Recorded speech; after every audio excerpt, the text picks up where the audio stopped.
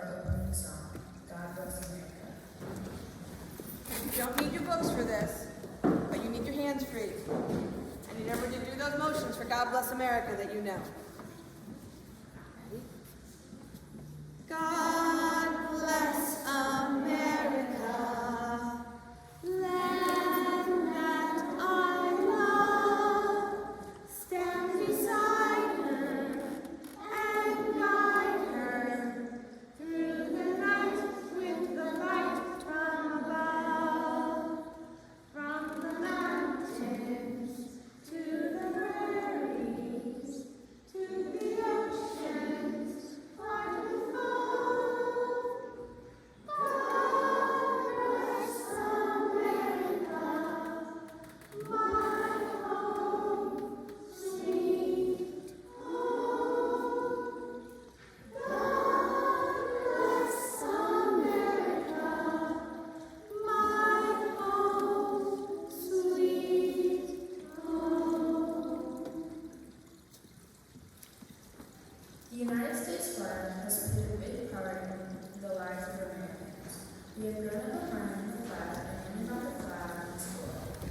We have seen it displayed on holidays such as Memorial Day, Independence Day, and Veterans Day. The flag is very important in American culture, but it is easy to forget all the interesting facts of how the American flag came to be. In honor of our great nation, we have gathered some fun facts about the American flag. Did you know that Congress adopted the Stars and Stripes as the American flag on June 14, 1777? Did you know that for a while, the U.S. had its stripes and stars to the flag when welcoming new states? At one point, the flag had 15 stripes and 15 stars. But as the country continued to add new states, it decided to go back to the 13 stripes for the original 13 colonies. Did you know that the colors of the flag have important meanings? Red symbolize hardness and violence. White symbolizes purity and innocence. Blue represents vigilance, perseverance, and justice.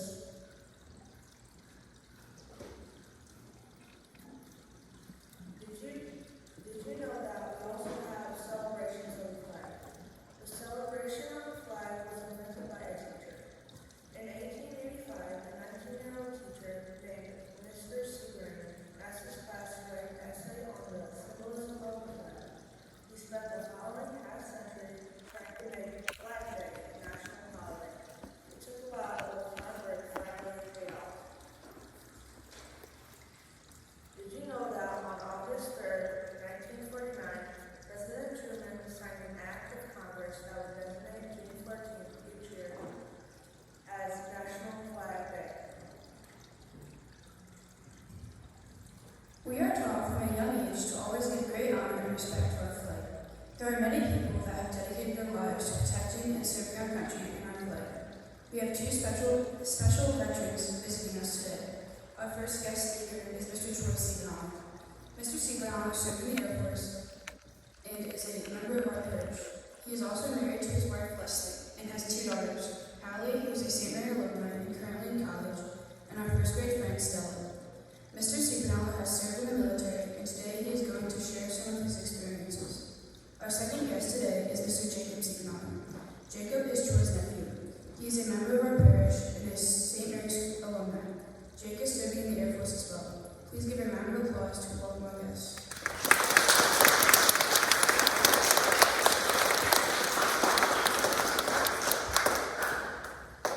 Tell us about why you joined the military.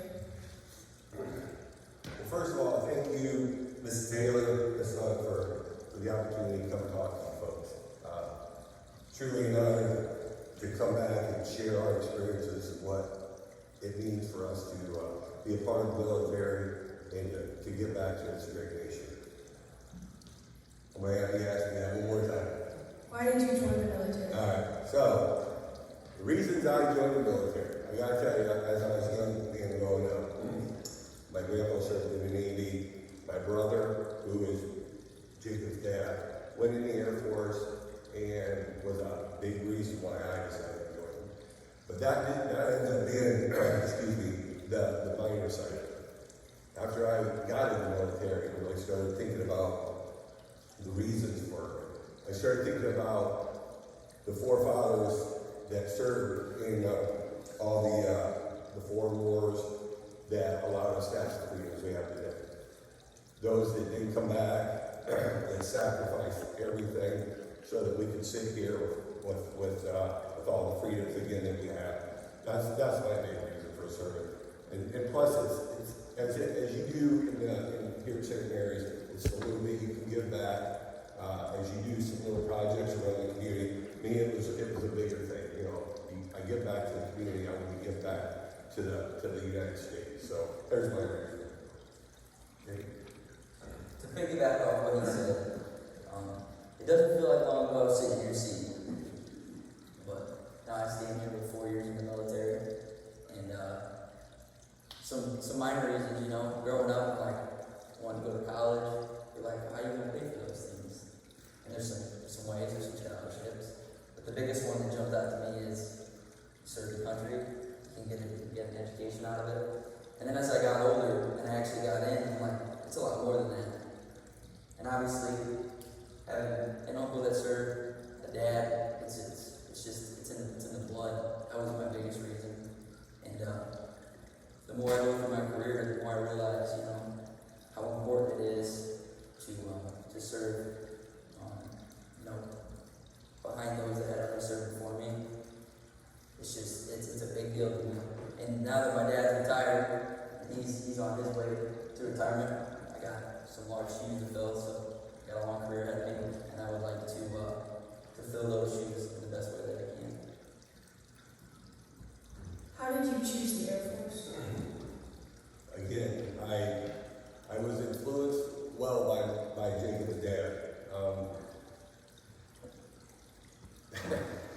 I think about this from a different perspective. So at the time I was getting ready to graduate, I had a friend of mine who was going to the Marine Corps who wanted me to go to the buddy system with him. And I thought about it fairly hard until my brother said, I gotta tell you, we're gonna live a whole different life in the Air Force than the Marine Corps. He goes, they're the frontline folks. Them in the Army, they're frontline folks. What I do in the Air Force is kind of more on the backside and support. Now, I'm not saying that we don't see action because there's folks that do, but we are supporting those folks. So I decided at that point, you know what, I'm going to follow Jacob's dad, my brother, and I'm going to head to the Air Force. Plus, their basic training was a little bit shorter. And I got to be honest with you, as an 18-year-old young man coming out of Eastern Ohio, I was not sure yet how this whole thing was going to go down.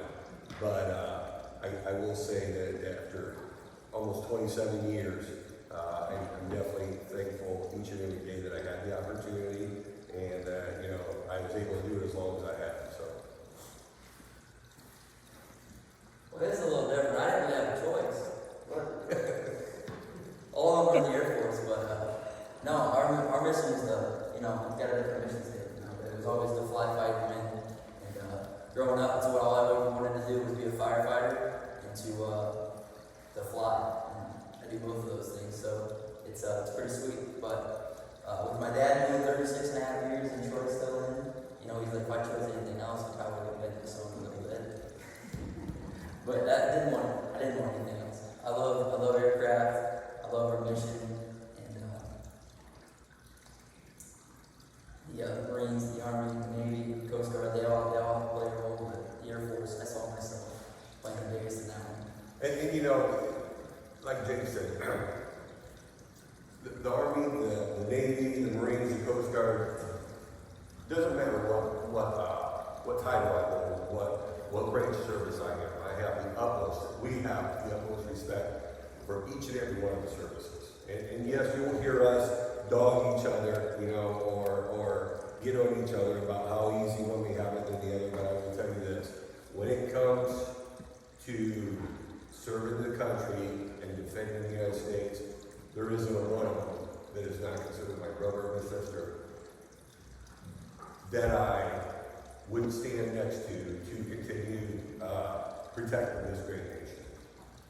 To piggyback off that, so I said mission statement. So for the Air Force, it's it was flat fighter point, now it's you know, some, Yeah. I'll get back. But we all have a different mission statement, but the end goal is to protect that flag, protect our freedom. We're all coming together for one common goal. So we all have to work together. Like when I was in the fire academy, I was with every branch of the military.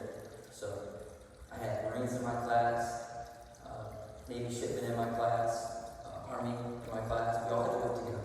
So it's cool to see all the branches come together and work for one common purpose. You see it more so when we're deployed. So I deployed 2000. We must have known something was kind of coming on. So I deployed in 2000 for a small stint overseas. 2002 I deployed for a longer stint overseas. 2005, then 2010, and then last year Jake and I both were deployed again. So, but my point with this is each time I deploy, like so in 2005 I attached to the 3rd Infantry Division in the Army. Well, no one knows until you've seen what they do. They're war machines. They know how to go get the job done. So that was, to me, that was an experience and a life-changing thing for me that I will forever will be to me, because I didn't know how things really worked on the Army side. And then in 2010, I deployed into a Marine Corps station in Afghanistan. And there I sit I'm building a runway on the base there on the Marine Corps station, and I have 3,500 Marines around me, and everyone says, "Well, are you scared? Was you scared?" I'm like, "I have 3,500 Marines around me. I'm not real scared. I'm pretty sure before they get to me, they're gonna deal with a world of hurt from the Marine Corps." So again, that's our utmost respect for each and every service, because they all have a role and they all do their role well, real well. Matter of fact, a lot of training goes into what these folks do, men or women out there in the armed services today. So, What is military life like? For us, we like to joke it's a little better than the rest of the branches. yeah, it can be a little easier for us. We get the air division more often than Yeah, we get a little bit nicer places to stay, bed down at night. For me, so I went in back before Desert Storm, which most of you know. Until you get your history books, Desert Storm was back in the early 90s, like the 90s. So I was in for that, and then I was active duty, so I was stationed at a base. Matter of fact, I was stationed at Hickam Air Force Base in Hawaii. So most would think that I was on a pleasure tour, which was kind of nice. But from there, Desert Storm got over, I got out.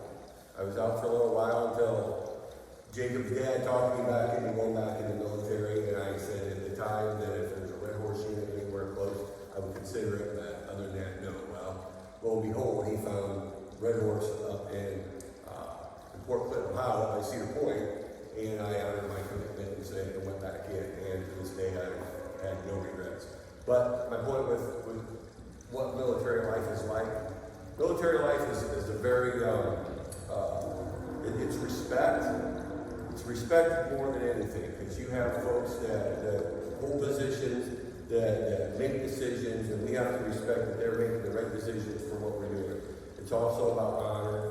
It's honoring the flag that we stand up and say pledge allegiance to, and sing the national anthem, during sporting events and so on and so forth.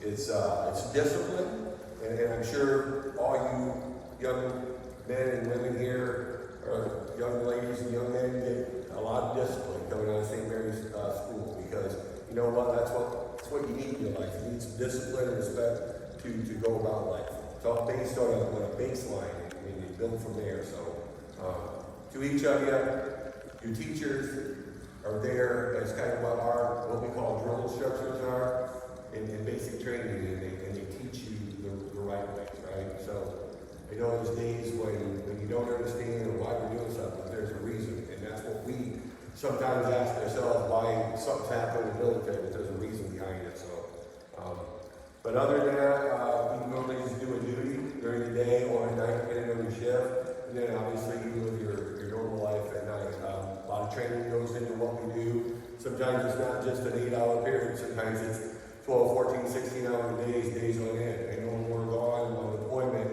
it's 12, 14, 16 hours a day, 6 to 7 days a week. And you may not see a day off for, 2 to 3 weeks, but there's a mission, and then that mission has to be completed before we can rest.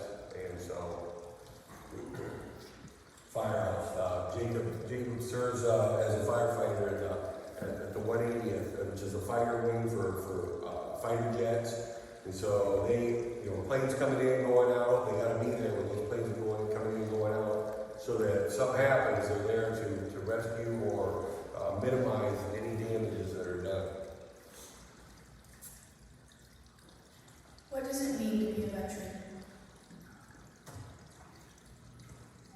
What's it mean to be a veteran? Well, sitting in those seats, I had them to look up to, and I wanted to be like that. I wanted to be like them. And now I have kids your age that come up and say the same thing to me. That's why I do it. I don't do it for the they'll attest to that. We don't do it for the credit. We don't do it for the thank yous. It's not why I do it. Somebody's got to, and I wanted to be that somebody. So it's very important to me to serve that white and blue, to follow in some footsteps into the world is a scary place anymore. And I'm just one soul, but I want to have an impact. So. For me, what is it like to be a veteran? Jacob said it's not about the glory, it's not about the recognition. It's about serving the flag. That flag means everything to me.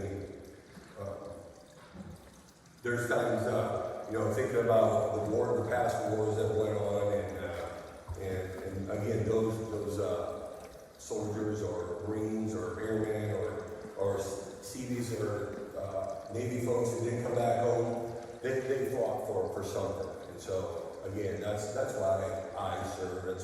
A veteran to me is someone who is willing to lay it all on the line for that flag. So I try to instill in my girls what that flag's purpose is. And I gotta say that if you ask Stella, that flag is a big deal. We raise that flag at the house, in which we leave it up for the summer. I do take it down in the winter because I try not to let it get beat up so bad. But when that flag raises up on a flagpole, it is a heartwarming thing for me, because then I can sit there and say, I fight for that flag. I believe in that flag. So that's why I do it. What were the jobs/roles you served while in the military? Well, so for me, I'm late in my career. Matter of fact, I'm looking probably to retire possibly next year if nothing changes and they don't ask me to stay again. So I started out as an equipment operator. For all you folks that have parents or people I ran bulldozers, excavators, dump trucks, put concrete down, asphalt, stuff like that, built buildings.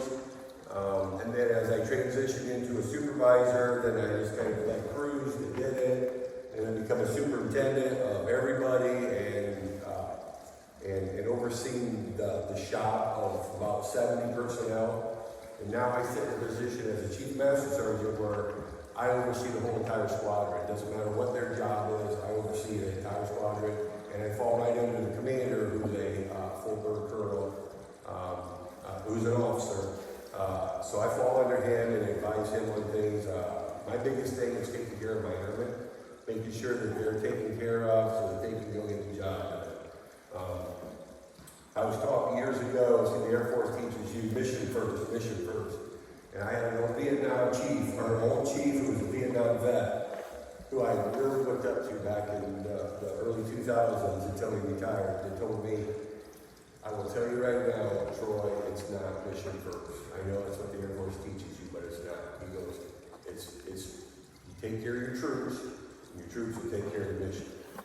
So from that point forward, I always realized that it was about taking care of my folks. Whether we were deployed somewhere in an austere area, or whether we're home in garrison, just training for the next mission, right?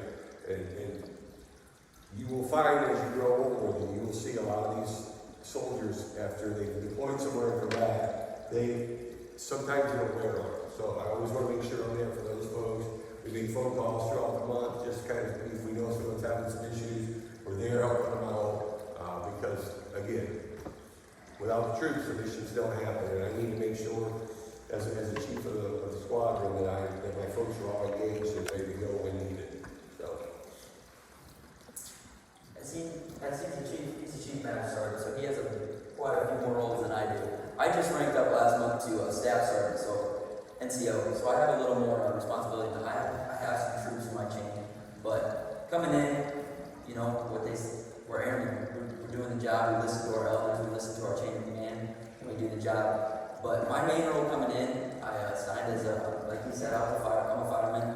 So as a staff sergeant now, my duty is to crew a truck, to be an officer in the front seat, to lead an emergency scene. But I haven't spent much time in that seat. So when I was deployed, I was riding the back seat of an engine, going on calls, putting my bunker gear on, you know, jobbing it is what we call it. That's my favorite. I'd rather be. I like the rank. I like being an NCO now, but I'm gonna miss doing that kind of stuff. So I won't be in that role as much. I'm more of a leadership role. So now I'm teaching those younger airmen coming up what I just went through. So passing my knowledge on to them. But when I was deployed, I was at a structural only station. So we are airport firefighters. So our main duty is aircraft firefighting. So the Air Force fly, we got missions that I don't even know about. Aircraft everywhere. So our mission is those aircraft first and those pilots. So that's our duty, is to protect them. $1 million aircraft and a pilot's life is very important to us. So, but I wasn't at a station where we had any aircraft, so I had a little more experience on the structural side, like a city firefighter. So I was just a firefighter for the base, protecting the buildings like a firefighter here in town would do, or something like that. But my role then was just to ride the back seat and do what my crew chief, which is my position now, told me to do. So I switched roles a little bit. Now it's my turn to pick up some leadership and to grow as an NCO and as an airman. I will say, as you step up in rank, and Jake kind of alluded to it, is the fact that as you step up in rank, you now become more responsible for training and the folks below you. But there becomes a time when you really wish you could be that airman again, doing the job, because it seems so much simpler. I just had to do my job. Now I'm responsible as a chief for 400 folks, you know. So it definitely, you know, with rank comes responsibility. So obviously, like I said, there's a point in time you're like, I just wish I was an airman again doing my job. But it's all part of the career, and I've been blessed. So I've been blessed in more ways than one. And like I said, I had Jake's dad, who was my mentor and kind of pushed me when I needed to push, and I'm thankful for it. So I guess that's why we kind of push it. I tried getting Haley to do it. She just wasn't sure if I was there or not. She wanted to go, but that's all right. It's not for everybody, as long as you just understand the reasons why a military person does what they do. At this time, can you please tell us about the goals of the flag? Chris and Kevin, please come on.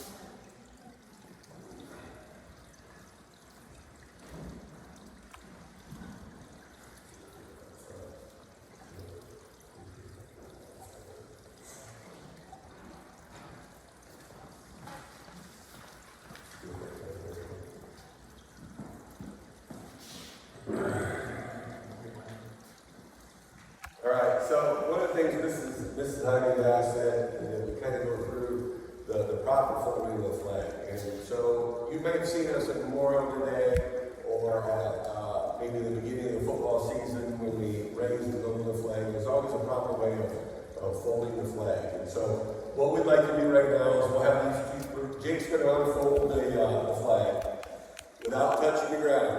So let me let the flag touch the ground. We don't let the flag touch the ground. The flag has to stay off the ground.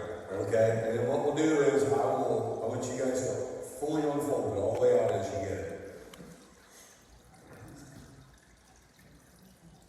And then we will walk through the stages of the flag and what it means for every fold, okay? I'm going to read you a little thing here, and then we'll start it. The flag folding ceremony is described by the uniformed services as a dramatic and uplifting way to honor the flag on special days like Memorial Day, Veterans Day, and sometimes uses retirement ceremonies. We're going to show you the proper way of how this works, okay? Flag folding ceremony represents the same religious principles in which our country is originally founded. The portion of the flag denoting honor is the canton of blue, containing stars representing the states our veterans served in uniform. The canton field of blue dresses from left to right, and it is inverted when draped as a pall on a casket of a veteran who has served our country. So when you maybe come to a funeral, like possibly here at the church, and you see a casket, and you'll see a flag draped. It will be there to honor a veteran who has served in the United States military of some sort, okay? In the armed forces of the United States, at the ceremony of retreat, the flag is lowered, folded in a triangle fold, and kept under watch throughout the night as a tribute to our nation's honored dead. The next morning, it is brought out, and in the ceremony of reveille, runs aloft as a symbol of our belief in the resurrection of the body. So when I was active duty, at an active duty base, every morning, reveille would play, and the flag would get raised. And if you were driving into base, or you were walking somewhere, the moment reveille would start to play, you would stop your car and just sit there. And you know what was happening, because most people wouldn't walk in. They would stop, they would turn to the flag, and they would salute the flag until it was raised. And when that was done, the music would stop, and they'd go about their day. Same thing, at the end of the day, say, I believe, 4:30, somewhere there, well, that was the time when the flag would come down, all right? And they would play taps, I believe, right? And the flag would be lowered and stowed away for the night until the next morning when the sun would get ready to rise and we'd raise it back up. Okay, so the first fold of our flag is symbol of life. So folding it one time in half, keeping your, there you go. Okay. The second fold is a symbol of our belief in the eternal life. So you fold it again in half, yeah.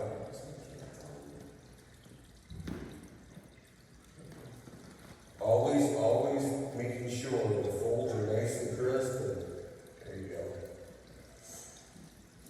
The third fold is made in honor and remembrance of a veteran departing our range, who gave a portion of life for the defense of our country to attain peace throughout the world.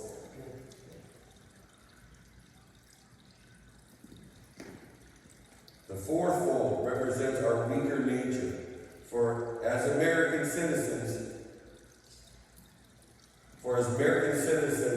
trusting in God, it is to Him we turn in times of peace as well as in times of war for His divine guidance. And I can tell you, there's many of soldiers and folks out there that serve who carry a Bible in their breast pocket or in their cargo pocket during these times, because when you're going from home and you do a lot of thinking back of what it's like at home when you're so far away and things are really happening, is within God's name and prayer that keeps you pushing through. And not only that, you have your buddies there who are always standing next to you saying, we're going to get through this, right? Whether they do or not, they believe in each other and they believe that God's got their back. As we always say, I got your 6, which means your backside, because I'm always facing 12, okay?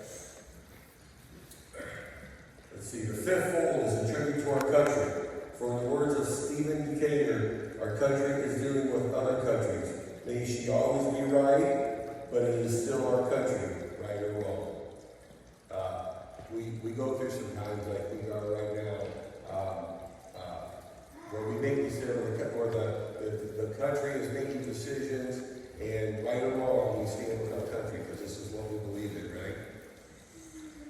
The sixth fold is where our hearts lie. It is with our heart that we pledge allegiance, as we do each and every day, to the flag of the United States of America, and to the republic for which it stands, one nation, under God, indivisible, with liberty and justice for all. Those words are huge, and you say them each and every day at school here, and I'm so thankful that it still happens that way, right? Because it is meaningful. It is something that hopefully that instills in all you young folks' life that you continue the rest of your life, right? The seventh fold is a tribute to our armed forces, for it is through the armed forces that we protect our country and our flag against all other enemies, whether they be found within or without the boundaries of our republic. So again, you never know, as some of you grow up and you see in history, there will be enemies that try to get into the United States and do bad things, right? Doesn't matter if they're here or if they're somewhere else, so we will fight it. That's what our job is, to protect the United States, whether it's in the country or outside our country. The eighth fold is a tribute to the one who entered into the valley of the shadow of death, that he might see the light of day, and to honor the mother, for whom it flies on Mother's Day. So, each and every soldier, whether it be man or woman, has a mother that birthed that young fellow or young lady into this world, who grew up to say, I want to serve the country. And also Mother's Day, which is coming up on Sunday, this is why we really want to make sure that we honor our mothers, because they're the ones that give us the chance to go serve, right? They're the ones that brought us into this world, and they're the ones that nurtured us, and they're the ones that prepared us for life to go serve. So, as your mothers do, they serve you, they serve their husbands, and they serve their community. So, on Mother's Day, we want to make sure to honor them, because without them, I won't be standing here today to help serve this great nation during the day. So, the eighth fold, let's see, the ninth fold is a tribute to womanhood, for it has been through their faith, love, loyalty, and devotion that the character of men and women who have made this country great have been born. Just like I said, it's your mothers who molded you to be able to do your job as a soldier or so forth. The tenth fold is a tribute to the Father, for he too has given his son and daughters for the defense of our country since they were first born. So, as we all know, it's our mothers and our fathers that allow us to grow and be nurtured into being great young men and women. So we make sure we honor our fathers on Father's Day and throughout the entire year, as we do our mothers. Because again, they are the folks they are the people that allow us to stand here today. The 11th fold, in the eyes of Hebrew citizens, represents the lower portion of the seal of the King David and King Solomon, and glorifies in their eyes the God of Abraham, Isaac, and Jacob. You know, I think what you're seeing here is a lot of this flag kind of comes back to our Lord and what He has given us and what He provides for us, and that's why we honor Him for all that He has sacrificed to allow us to do what we do also. Just like your mother and your father. But God is our number one, and He's the one that allows, for all of us to move forward. The 12th fold is, in the eyes of our Christian citizen, represents an emblem of eternity and glorifies, in their eyes, God, the Father, the Son, and the Holy Ghost. But the flag is completely folded. So at this time, what you're going to do is you're going to fold this in and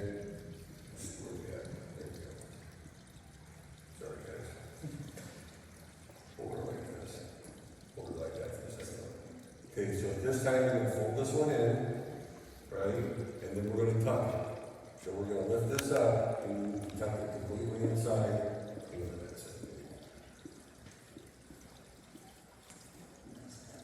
Nice and tight. All right. So, over just like that. All right. So, when the flag is completely folded, the stars are upmost. As you see, here's our stars, right? Reminding us of our national motto, "In God We Trust." After the flag is completely folded and tucked in, it takes up the appearance of a cocked hat, ever reminding us of the soldier who served under General George Washington and the sailors and Marines who served under Captain John Paul Jones, who were followed by the comrades and shipmates in the armed forces of the United States, preserving for us the rights, the privileges, and the freedoms that each and every one of us enjoy today. Mrs. Taylor, I thank you. Mrs. Hunt, I thank you. I thank each and every one of you guys for allowing us again the opportunity to come in here and talk about this. This is a very big part of why we do what we do, and it's what we believe in. And I bet if you ask any soldier, sailor, Marine, or airman, they will tell you the same. They don't do it again for the glory or for the credit. They do it because they believe. And if nobody does it, there will never be anybody there to help protect what our forefathers fought for and for what we still believe we want America to be. So thank you again. We have nothing else at this point, but we appreciate it. If there's any questions, if there's any one of you young folks or anybody that want to ask us a question, by all means feel free to do so now. We will do what we can to answer it. Any other questions? How long does it usually take to learn how to fly a plane? Well, he's still learning. So I'm not ready to work with him yet. So, in the military, I'm a firefighter.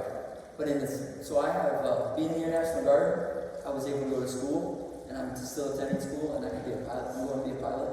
So, it takes a year to get each certification in the pilot's world, in the civilian world. But in the military, like fighter pilot school, that's a good like 10 years of your career to be like pretty good at it. So it takes quite a while. It's very competitive. So the military pilot piece, which is what I wanted to do growing up, but it's very competitive and takes a long time. It takes some dedication. Jake wants to fly fighter pilots, which are your really nice jets you see that are up there in the sky and they're fast. He doesn't want to fly like the little cargo planes that I got to fly over with my equipment and stuff. So. Fast. Yes. How long does it take to get in? So are you talking how long is like basic training? So for like he said, ours is one of the shorter ones. We're like I think it's like 7.5 weeks now. It takes 8 weeks with an airman's week, which you're an airman, but you spend a week before you go off to tech school, which is where you learn your job. But it takes 7.5, 8 tough weeks of your life to become, an airman. And then for the Marine Corps, it's 13 weeks. The Army's a little shorter, Coast Guard's a little shorter, but ours, it's for everybody. It's just the Marine Corps, theirs is the longest because they have so much extra training to do before they're able to go do what their job actually is. Since they're on the front lines, they have to learn a little more with the weapons side of things and stuff like that. And it don't stop there. So once you go through basic training basically breaks you down from what your normal way of life, what your normal thought process is as a young male or female. It teaches you, they break you down, and then they build you back up as a soldier or an airman or so forth, right?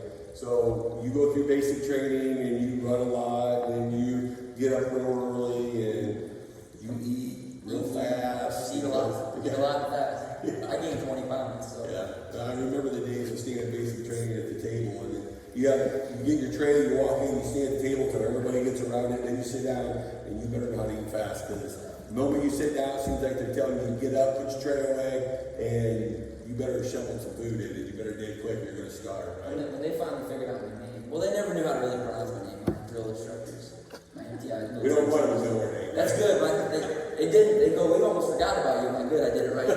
But when he kind of knew my name, he didn't pronounce it right. But first time I sat down to get my food, you know, through the line you're shuffling or whatever, just, you know, using your manners like you do now. Thank you, sir, thank you, ma'am.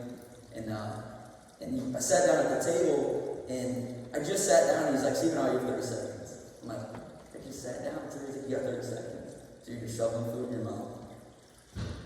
Then you go to what we call tech school, the Army calls it AT school, but it's a school where you go learn what we call our AFSCs. They're Air Force Specialty Codes, the Army calls them their MOs, the Marines call them their MOs, or their MOS, but it's where you learn your jobs, right?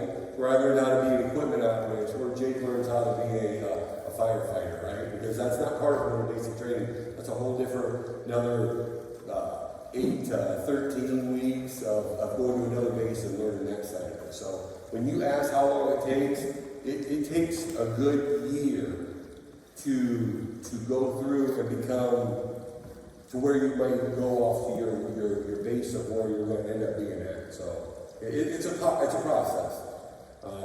Obviously you got to be an 18-year-old graduate from high school, but come see me a few years down the road. We'll talk about it a little more if that's what you want to do, all right?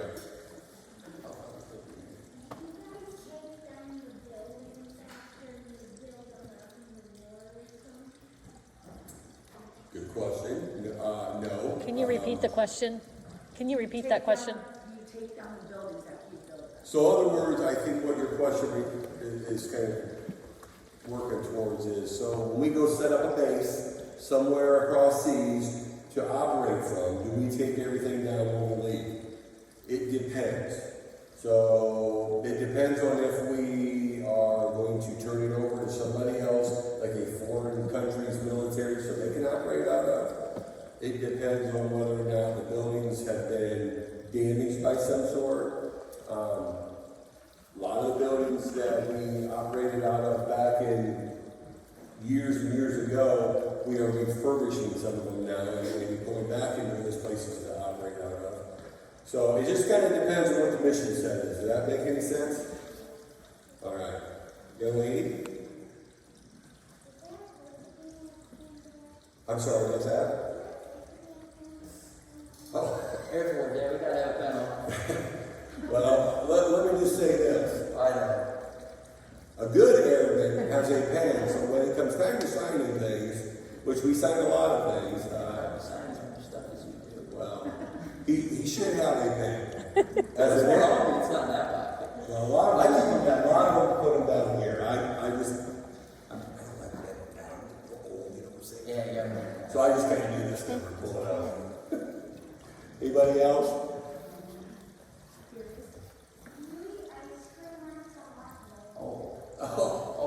We do at the fire station, I can promise you that. When we go on your first, we go on calls, like emergencies.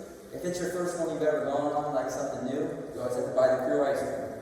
So we eat a lot of ice cream, guys. There is one, I like ice cream, so. And so when we talk about how the Air Force panel is a little bit nicer than what the other service branches do, we call them the chow hall, it's your cafeteria, like you guys go downstairs, we call them the chow hall. When it's time to go to the chow hall, we like to know they got an ice cream machine there. They don't always have them, but I'll tell you what, when they do, we're on it.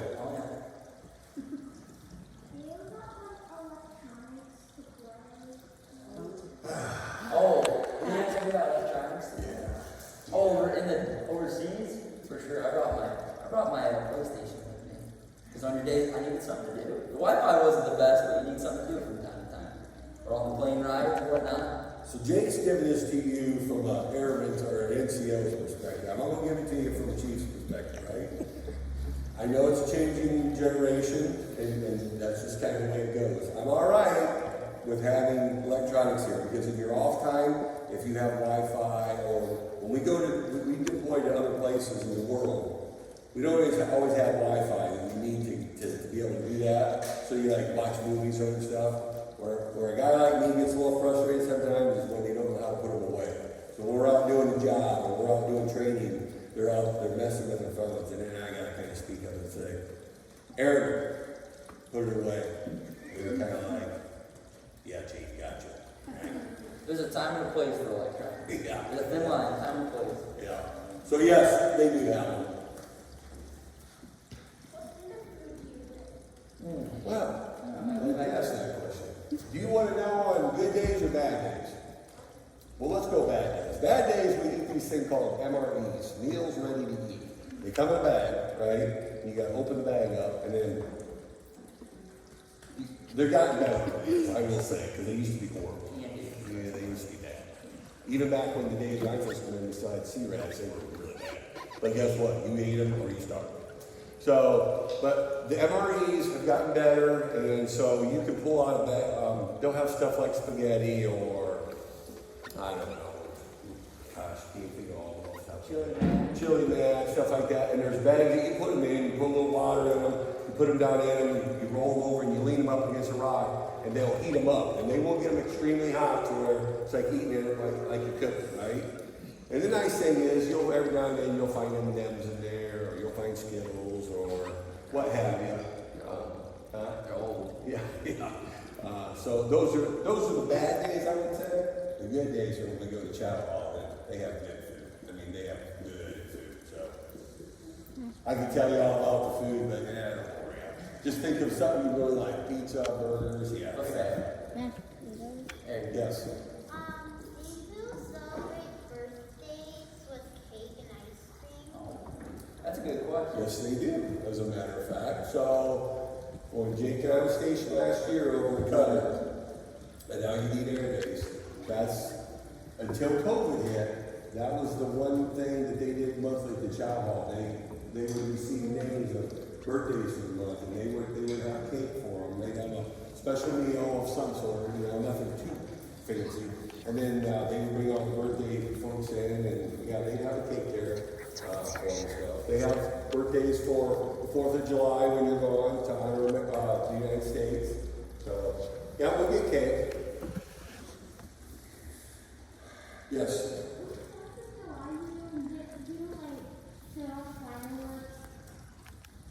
No, I mean, when we're deployed, early on, we probably seen enough fireworks. But no, we don't get fireworks when we're deployed. Obviously, when we're back home or we're at a base, somewhere throughout the United States, that they're just serving it in what we call a garrison and not deployed, they get to see the fireworks. But when we're deployed on 4th of July, no. As a matter of fact, to a point, holidays obviously exist in our mind and we know about them. Doesn't always mean that we are going to have the day off, if that makes any sense. Because we have a mission to do. So those missions have to carry on no matter what day it is. So it may be Christmas and we still have missions going on. Or it may be, the 4th of July, we still have missions going on. But we take care of our airmen and folks, and when we can get them time off, we do. But when the mission is the mission, we got to move forward, and we got to press through, and we remember it's that day, but we don't fully enjoy that day, I guess, as far as having time off. So.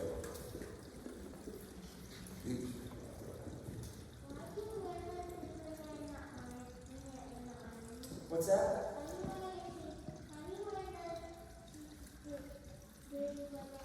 Why do the women wear the boots? That's a good question. So, are you steel-toed? Yes. I have to wear steel-toed boots because of my job. If I was to drop something on my foot or something. But we have to wear this color to match our uniform. So we all have to look uniform, is what we said. We all wear the same boots, same colored boots. So we're one. And as you notice, and Jake hasn't done it, but you're taught in basic training. This is where I talk to you guys about discipline and learning how to get broke down and do it their way. Do you see my shoestrings? Because what they teach you is you tie your shoes and then you tuck them in, and then normally they have what they call blousing straps. I don't use them. I tuck mine and roll them over. So you're supposed to cover up when you're deployed, especially in the desert across seas. There's a lot of like little scorpions and spiders and stuff, and so you go to bed at night, you really don't want those in your shoes when you wake up in the morning, because some of them can kind of be poisonous. So we flip our boots upside down, but then in the morning when we put them on, as I said, we tuck everything and roll them over, and it's part of how we wear our uniform. This uniform is worn in a way that when you don't wear it right, you have people that are outraged you will be like, this isn't right, or this isn't right, or, you know, they're always critiquing the uniform because it's supposed to be right, it's supposed to be perfect, right? Especially when we put our blues on, oh boy, let me tell you something, they are really critiquing it then, so. Stella? When would you usually retire? What?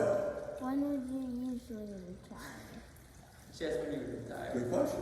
So, okay, no, that's a good question because I know what she wants. She wants to know how soon I'm going to get this over with. But in the military, you serve 20 years and then you can retire, right? Unless you get a medical retirement of some sort because something happened to you. But normally it takes 20 years to collect a pension or get your benefits. But again, you know, it isn't the reason I work for. You know, obviously that's a benefit at the end. But it's just like you do on your normal job. You work so many years and then you're able to collect a pension and so on and so forth. So for us, as guardsmen, we gotta give 20 years, but we don't collect our retirement until we turn 60. But the nice thing is after 9/11, if anybody knows what 9/11 was, they reduced it. So every amount of time you serve overseas in deployment, they're reducing it. So for me, I'm down to like 58 and a half when I like to collect. Where if you're active duty and it's your full-time job and you serve at a base each and every day, you collect it upon the end of your 20 years. So say you went in the military at 18 years old, and you did 20 years and you're now how old? 20 plus 18? 38. Now you're eligible to collect retirement. For guards and reserve, we have to wait a little bit longer. So to piggyback off that though, you can retire. You can retire. So we sign on the, raise our right hand and sign on the line. We can do a 4-year enlistment or a 6-year enlistment. So you can be done after that enlistment, but you're not going to collect that pension that he was talking about. So a lot of us are just like, we'll ride it out and do 20, especially if you enjoy what you do, like myself. So yeah, so Jake, you'll probably be coming up in another 2 years to raise his right I hand. have 4 years and I have 2 more. I'll do 6 more years. Right? At least. Yeah. So, who else? Blake. Do you guys get your own fighter jets? Fighter jets? You get your own fighter jet? I wish I got my own personal one. Each base, some bases have fighter jets. We have our own fighter jets in Toledo, and that's what I, as a firefighter, protect. But each base has different aircraft. Some don't even have a flying mission, but a lot of them have bigger cargo aircraft, and then certain ones have a flying mission that require fighter jets. But not everyone has the same, and not each person has a jet. I wish. The Air Force has some money, but not that much. Young man back there. What kind of jets did you use? Kind of jets? Oh, there's all kinds. My favorite is the F-16. I'm pretty biased. That's what we have up in Toledo. The F-16 Fighting Falcon. There's the F-22s, the F-35s. That's the newest and the latest and greatest is the F-35. So. All of them have different purposes.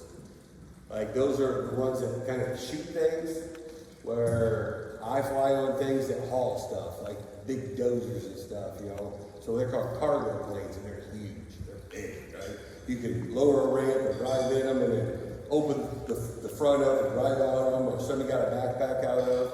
And then there's fuelers. So when the fighter jets are up in the air, instead of having to go all the way back home to get fuel to go fight again, we have what they call KC-135s, and they're up in the air, and if you see them, they'll have a little stick that comes out the back, and they'll go down, and that fighter jet will line up, and they'll stick they'll put that stick into a port, and they'll fuel that plane up, and then he can just keep on going, so he don't gotta go home. Couple more. Loretta? So, how are all the army teams very big? Or all the what? The group's very big. So you're talking about the groups of people, the soldiers and that? Okay, so it's kind of broken down, if you will. So like a base is considered a wing or squadron for the Air Force. And then it breaks it down into flights, and then it breaks it down a little bit farther per shops, okay? Shops meaning if you're a builder or you're an electrician or whatever. And I'm speaking from the Red Horse side. In the Army, they break it down from battalions down to squadrons, or divisions down to, they go from divisions down to battalions, down to squadrons, down to, I can't think what the last one is now. But yeah, it just depends on your rank and the amount of people you oversee, okay? Like a young NCO in the Army, the Air Force, only going to have a few people underneath him. Or a guy like me, who serves under the colonel, I have 400 people I need to be overseeing, okay? But I also have folks that are below me that brings those 400 down.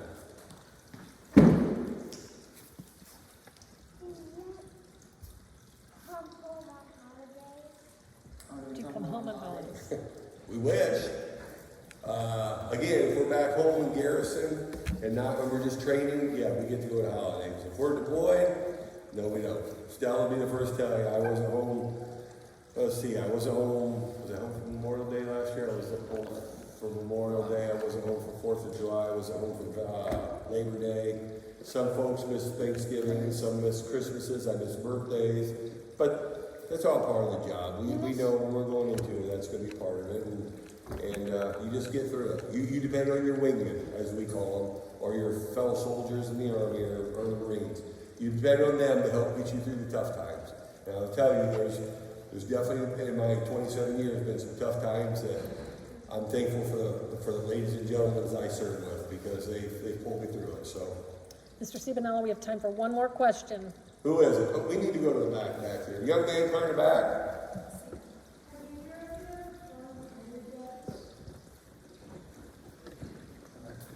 Sorry about that. What's that right there?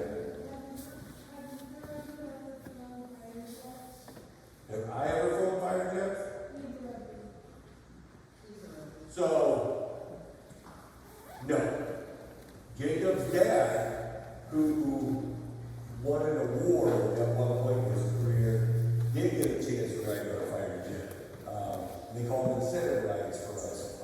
So he got to fly on one, but to this day, I probably never will. We keep hoping Jacob's going to fly us someday, but we'll see how that happens. But no, to this day I never rode a fighter jet. Rode a lot of big jets, so a lot of big cargo, refueling planes, but never had the luxury of riding a fighter jet. I gotta be honest with you. Them fighter pilots, they put those things in spins and vertical climbs and that, and some of them they just want to see if they can get you to throw up, because some of those spins and that are pretty crazy. So they get you in there and they're like, I hope you're ready for this. And so when they start pulling the vertical climbs or rolls and that, they just want to see if they can get you to throw up. But that's all right. They're trained for it. They know we're not. So I've sat in one, never flown it. I sat in one when it wasn't running, but that's as far as I've gotten. hey, listen, thanks again so very much for allowing us to come in. It was truly an honor, and I wish we had more time for more questions. I hope we answered as much as we could for you guys, or we shared enough that helps you understand why we do what we do, and why that flag means so much to us, and why it should mean a lot to mean the most to every one of you guys. But if you ever have any questions, please feel free to call us. We'd be more than happy to come back and talk again. But thank you again. It's truly an honor. Let's show our appreciation for both Mr. Cibanello.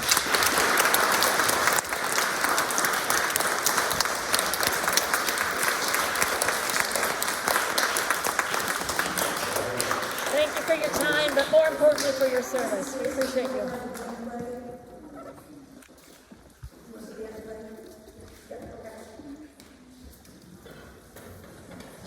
Our 6th grade band is going to be playing you a song about our flag. It's called It's a Grand Old Flag.